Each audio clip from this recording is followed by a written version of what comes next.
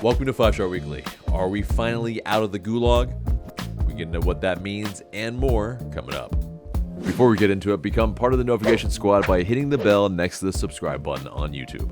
Welcome to the show, 5-Star fam. I'm AJ, and yes, it is unfortunately a 3-1 loss to the Colorado Rapids. We will review that shortly and briefly, really. But yes, let's give some big shouts out to our Patreon fam, most notably Gavin, Jordan, Niall, Andrew, Chris, Nick, Jeff, and Kenneth. You guys are legends.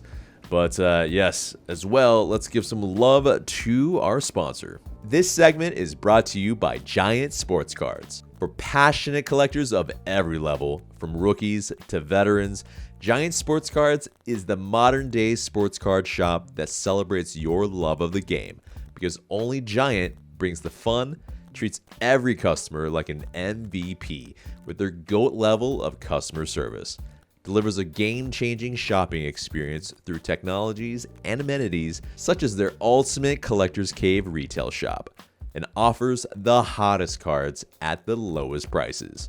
Make sure to use our code FANTV and get 10% off your order.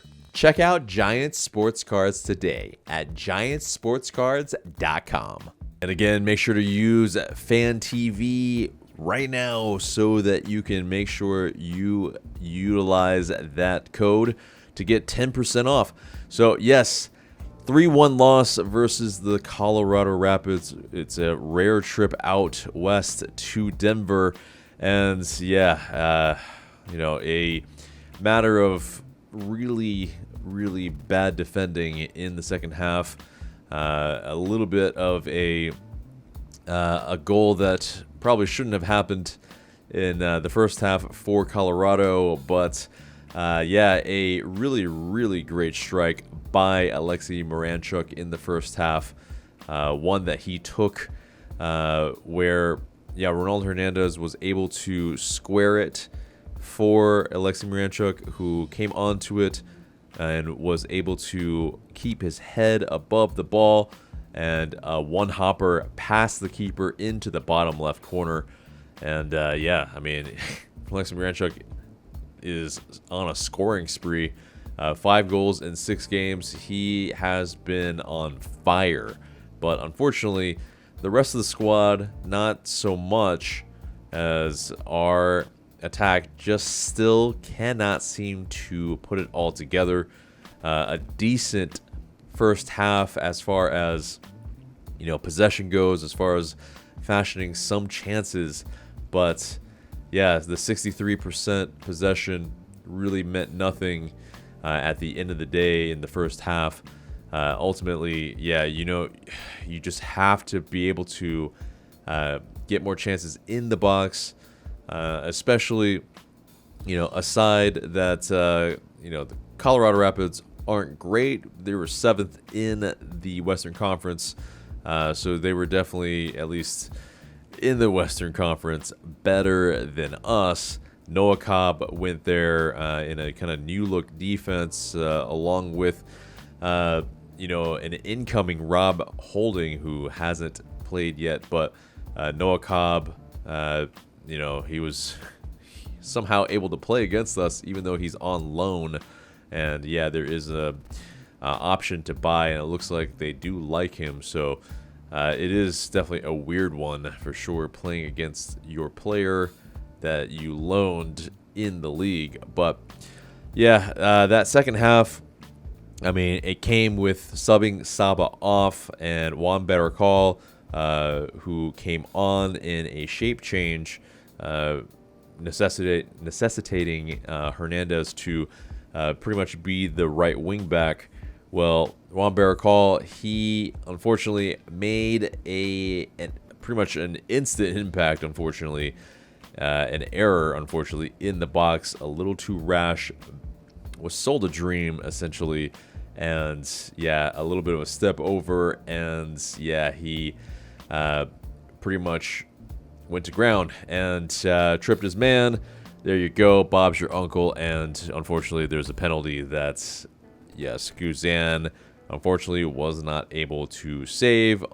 He did dive the right way, but yeah, it was too strong. Frustrated, pounding the ground, and I don't know if it led to a little bit of the.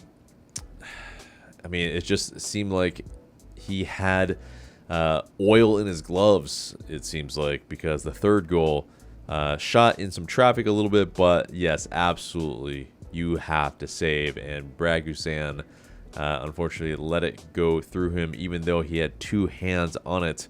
And yeah, at this level, or any level really, if your goalkeeper makes an error, it likely is a goal. And yeah, I mean, it's just one of these things where, it's like no matter how well you play in the first half, the second half just looks like there's gonna be a capitulation. And it's just really, really frustrating.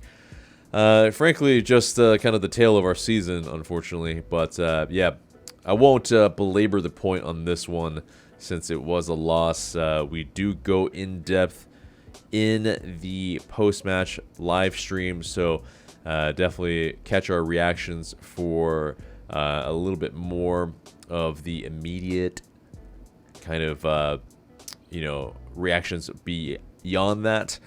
But yeah, so Moranchuk, he scored his 5th goal of the MLS season. He's up to 9 goals in the regular season, and yeah, he added 2 Leagues Cup goals in his tally as well. So yeah, and United somehow, yeah, this is a pretty damning stat, really. Scored in the first half of an away match for the first time this season. That's, yeah. The away win has eluded us all season so far, and yeah, it's very, very annoying. But yep, the next match is the 4th to last home match of the season against Toronto FC. It will be at 4 p.m. on Sunday, and we will have that preview later on for you in this episode. But let's get into the news. And yes, Atlanta United announced that they transferred defender Derrick Williams to Reading FC in England's League One. There was no fee associated with the transfer, and yeah, there is, however, a retaining of a percentage of any future transfer, which is ridiculous when Derrick Williams is on the wrong side of 30. But yeah, as far as Chris Henderson, he mentioned that Derrick has been a great teammate and a true professional during his time with the club. This is a great opportunity for him to continue his career and is in the best interest of all parties involved. Yeah, and Derrick Williams, of course, joined from basically LA Galaxy and DC United. He joined in January 2024 and had a decent little spell in 2024, but yeah, once he came back from his injury, it seems like the father time has really caught up. But yeah, I think the most interesting thing is the announcement of Derrick Williams to Reading FC. Well, Xande Silva decided to comment in there, and he said, "Finally out of the Gulag." That's coming from, of course, him playing for St. Louis City right now, but him saying that it was a little unclear what he was actually referring to. But he also mentioned, I'm paraphrasing here, that like, rest, guys. I'm speaking about something that you guys don't know what I'm talking about. But yeah, the funny thing is that he was promptly moved on to the basically to another league, and yeah, basically it's a little bit strange because he hasn't really been playing for St. Louis FC, or St. Louis City rather, and yeah, it's just like absolutely outrageous that he had even spoken up, in that sense when you went to a worse team to a degree where St. Louis didn't win anything, and yeah, essentially yeah, didn't even play. And so, yeah, he was transferred to Hapoel Tel Aviv FC in the Israeli Premier League. So, you know, pretty much 0 goals, and, you know, it's maybe indicative of essentially what we've kind of noted as a kind of culture issue within the squad, when, you know, ex-players are bad-mouthing possibly, you know, either Atlanta United or the league. But in any case, you know, it's not a good look. You know, if you're saying it on social media, there's just a time and a place, and, you know, maybe in your own you know, the WhatsApp group chat or something, that makes sense. But man, doing it out in public, airing your laundry, I mean, yeah, you know, I think we get it. There's a level of bitterness probably from Xande Silva. That's much is clear, whether that's directed at Atlanta United or somebody on you know, management or the league itself. It's not really really sure yet, but either way, yeah, I mean, Derrick Williams seemed like a pretty model professional, but also, yeah, I mean, definitely lost a step. There was an error in his game almost every single match, and yeah, I think it was unfortunately time for Williams to move on. But yeah, Atlanta United also announced that Jamie Henderson has been named sporting director of Union Omaha of USL's League One, and Henderson originally joined Atlanta as a scout in December of 2019 and has played an important role in the club's recruitment and identification process. So best of luck to him there.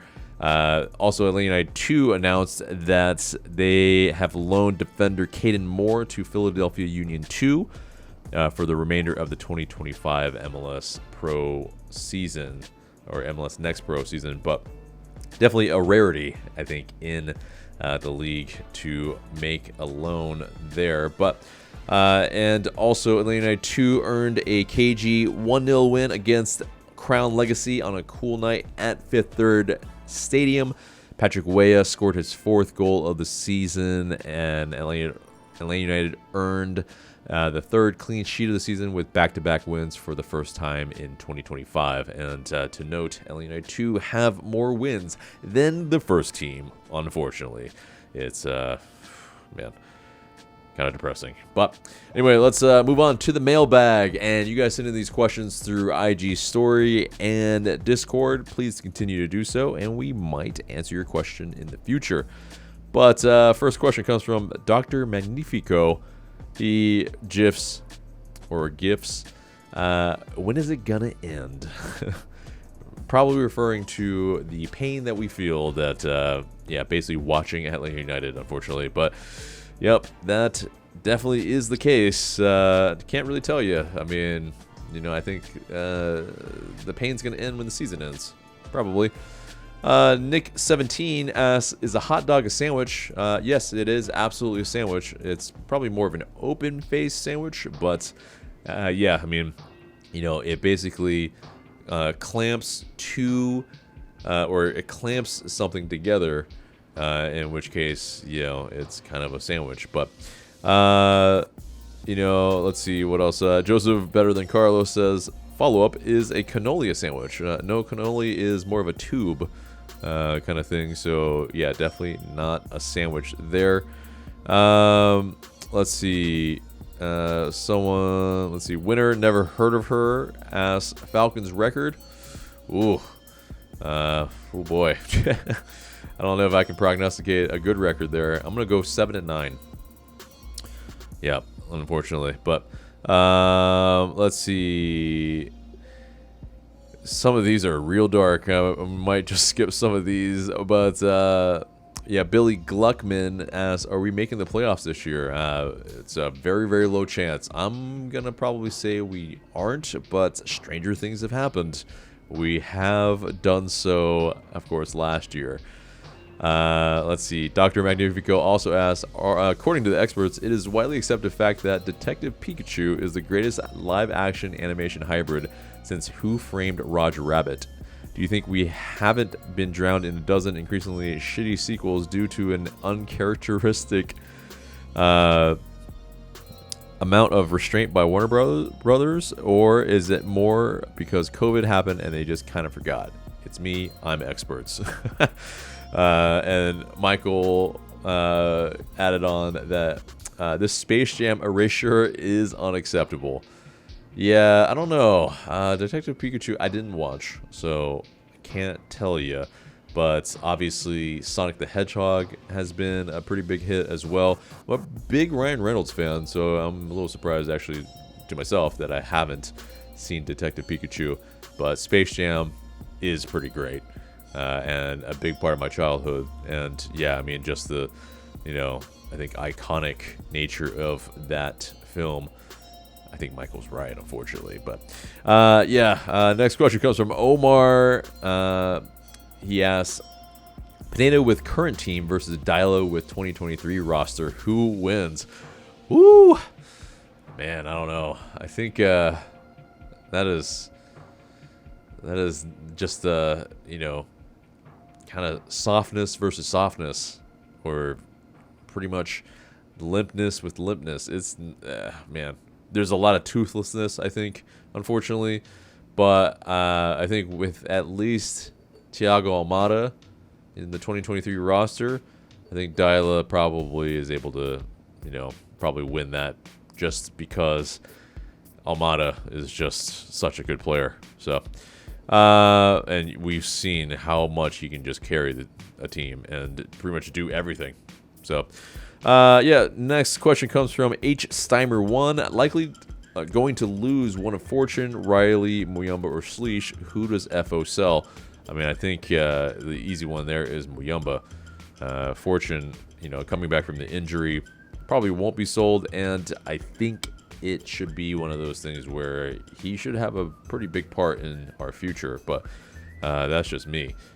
But P. Magnus N. Is the locker room fractured? Does the coach or FO have a plan? I don't feel or see it. Yeah, it's interesting. I think the locker room maybe isn't fractured as much as, there's just a lot of different cultures, a culture clash of sorts. And, before that, a lot of the bad eggs have been moved out. And, it is now, I think, on the incumbent players to pretty much foster a better working environment, a better team atmosphere and camaraderie. And hopefully, I think it also is on Ronnie Dyla to pretty much foster that as well. It pretty much can be kind of rehabbed to that degree if the head coach can figure out how to do that. Now, the coach and the FO, I think they do have a plan. It's I think you see with the likes of Steven Alzate, with Enia Mahai, with Juan Better Call, that those are players that they have all agreed upon to bring in. So it's the whole, Dyla probably isn't going to leave, at least this season. But, Minkachu, man, so many Pokemon references in this episode. What do you think about Xande's comment on Williams' Instagram post about leaving Atlanta? Well, see above, but it shows a lot of the immaturity. It shows a lot of the issues that are surrounding kind of the culture, and kind of these guys that were underperforming and also maybe not helping the locker room vibes have been shipped out. Macy L. Bree asks, how long are we going to keep Brad in goal? He lets in easy goals that get us in trouble. I mean, it definitely is the grand question now at this point. Is Hibbert, should he be starting? Because at this point, there is an aspect of it where what do we have to lose? We want to see what kind of quantity that we have in our homegrown goalkeeper, and it's going to be a great question if Ronny Deila is just going to be very loyal to Braguzan and to a degree kind of allowing him to see out his likely last year in a kind of fashion that pretty much I think is maybe like romantic in a way, where he gets to continue to play until the final game. But I think, in my opinion, it might be a little bit more where Deila is probably gonna keep Guzan in until we're mathematically out of the playoffs. I think that's, in my estimations, probably what's happening, but just speculation. But let's see. Last question comes from Land Guy in ATL. When will we see a consistent formation and starting group? I think once a lot of players get match fit, and once we find some sort of kind of at least a side that we can win and draw with, then that's probably likely when that's going to happen. But yeah, consistency, like, you can't be just consistently losing with the same squad. You're going to have to mix things up and find kind of a winning recipe. Unfortunately, we haven't really been able to find that all season. So yeah, but guys, thank you for sending in those questions, and yes, we might answer your question in the future. So just keep sending them in. But let's get into the match preview. So 4 p.m. August 24th, Toronto FC at the Benz, and it's 13th place with this negative 18 goal difference versus 12th place with a negative 7 goal difference. That's Toronto. So Toronto, last match, they played to a 1-1 draw versus the Columbus Crew, which is a pretty good result there. And we last played them to I believe, actually, wait a minute, I don't have that. Give me 1 second. So I make sure that I have that correct. But let's see. So we last played Toronto to a 1-1 draw on July 13th of this year. But yes, the last 6 has been 2 wins for us, 3 draws, and 1 win for Toronto FC. So yeah, it's kind of been a little bit of a mixed bag, but yeah, basically undefeated in 5 games versus them. That's pretty good. But yeah, Toronto has made a bunch of moves, and yeah, it's pretty crazy because yes, of course, as well, they've lost or terminated the contracts of both their previous big DPs in Bernardeschi and Insigne. And of course, they have also brought in a lot of new players in this transfer window. And yeah, one of them, being, 1 second here. For some reason, I have not kind of added all the transfers that they had, but yeah, Davy Flores was transferred out to a Saudi Arabian club, and yeah, it's basically as well. They have also brought in the players that after they load, oh my god. Yeah, they traded for Jordi Mihailovic, and yeah, he obviously is a very, very good player, and yeah, will help them in a lot of aspects. But yeah, essentially though, they're pretty much where they are as far as the pundits' predictions, and they pretty much, as far as the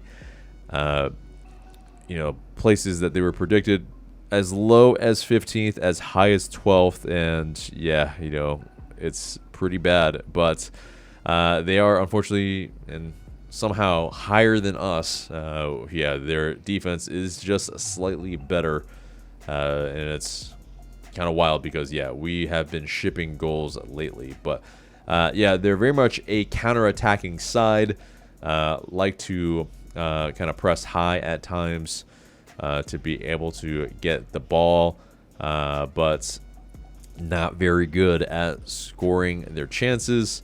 Not a high possession squad, and as far as kind of playing style, they play with their width a lot, route one with long balls, and as far as a team that really can't play out of their own half, they really struggle with that. So if we're able to kind of figure out our press a little bit more, we should have some joy against them at the Bends. But there have been under 2.5 goals scored in Toronto FC's last 6 games. Atlanta United have failed to win in their last 10 matches. These are the match facts according to who scored. But the odds, according to Bet365, a home win is at 64.5%, a draw at 21.1%, and an away win at 21.1% as well. So, I think we can finally get the monkey off our back here. We haven't won in 10 games, but I think we can do it possibly. But it will really take some real nous. And I think with some players that are out, Pedro Amador has been training, but he has previously been out with a hamstring. Matt Edwards likely is still out with a hamstring as well. Jay Fortune, of course, is out for the season. Cooper Sanchez, quadriceps, is likely out as well. And Jamal Tiare with his calf, he likely will not see action this weekend either, unless we get kind of an availability report that is updated. But let's get into the predicted starting 11. And probably Braguzan between the sticks. It's unlikely that Hibbert, in my estimations, is going to start, even though I think he probably should in this case, especially at the home game. It's friendlier kind of disposition here. But into the fullbacks, Henderson, Hernandez, and Lennon at right back and left back. It seems like that's kind of been the MO since Amador is out. Gregerson and Mihai looks like the center back pairing. Schleich in that holding midfielder role, and I think Steven Alzate will get his first start in this match. Why not see what the toys can do? Pretty much, with the new transfer in. But Alexei Moranchuk can't be dropped, I think, at this point. He will be the number 10. Almiron and Saba as the wingers, and Emmanuel Latilat up top. Hopefully, we can get some goals. Like I mentioned, I think we can win this match. I think it's a 2-1 win. I think there are, I think with the home cooking, I think with the, being at home where, it's just a kind of a different element being on a Sunday afternoon. I think hopefully that can kind of change the mood a little bit as well. It's not a Saturday night. Maybe a few more fans come to the game, and hopefully the energy is just a little bit more vibey. But 2-1 win, guys. What do you guys think? Let us know in the comments below. But that pretty much is the episode there and there, except for the question of the day. And the question of the day is it finally time to bench Braguzan? Let us know in the comments below. Looking forward to what you have to say. And that's it for us today. Remember to like, share, comment, and subscribe. I've been AJ. Thank you so much for watching, and we will see you in the next video.